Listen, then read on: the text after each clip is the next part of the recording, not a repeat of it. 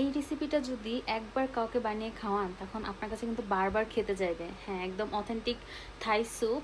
চলুন শুরু করি। তো প্রথমে আমি 3টা ডিমের কুসুম আলাদা করে যে পাত্রে স্যুপটা রান্না করব সে পাত্রে দিয়ে দিলাম। তারপর এরকম জুলিয়ান কাট করে রাখা চিকেন আর হচ্ছে একদম পাতলা পাতলা করে আদা কেটে নিয়েছি। আদাটা একটু বেশি লাগবে। আর আমি দিচ্ছি মাশরুম। আপনারা চাইলে মাশরুমটা স্কিপ করতে পারেন। তো সবগুলোই আমি ওই পাত্রে দিয়ে দিচ্ছি। চুলার আঁচটা কিন্তু এখনও দেই নাই। তারপর আমি দিব হচ্ছে চিংড়ি মাছ। আমার কাছে এই ফ্রোজেন চিংড়িটাই ছিল, তাই আমি সেটাই দিয়েছি।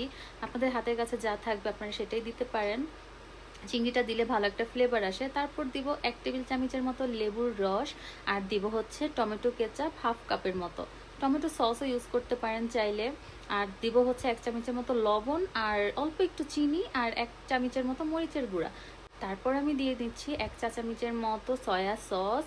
আর এখন দিব হচ্ছে মেইন জিনিসটা, সেটা হচ্ছে কর্নফ্লাওয়ার। একটা আলাদা বাটিতে কর্নফ্লাওয়ারটা ভালোভাবে পানির সাথে মিশিয়ে আমি ওই মিক্সটার মধ্যে দিয়ে দিব।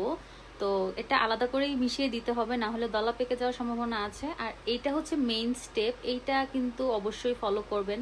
এই সবগুলো বেশ ভালোভাবে মিশিয়ে নেবেন যেন কোনো লাম্পস না থাকে। তারপর আমি এটাতে দিয়ে দিচ্ছি 1 লিটার পানি। আমি যে পরিমাণে নিয়েছি তার জন্য 1 লিটার পানি যথেষ্ট। আর এখন দিব হচ্ছে লেমন গ্রাস। পাতাটা আমার কাছে অ্যাভেলেবেল ছিল না, এর জন্য আমি এই পেস্টেই দিয়েছি। বেশ ভালো ফ্লেভার আসে, এটা কিন্তু স্কিপ করা যাবে না। তারপর আমি এখন চুলাটা জ্বালিয়ে একদম হাই ফ্লেমে এটাকে 10 মিনিট নেড়ে নেড়ে রান্না করব। এই 10 মিনিট কিন্তু আপনাদের অবশ্যই এটা নাড়িয়ে নাড়িয়ে রান্না করতে হবে। 10 মিনিট পর আমি চুলার আঁচটা কমিয়ে আমি এটাতে হচ্ছে 3টা মরিচ দিয়ে দিব, একদম জাস্ট আগাটা কেটে দিয়ে দিব যেন ঝাল না আসে, জাস্ট ফ্লেভারটা আসে।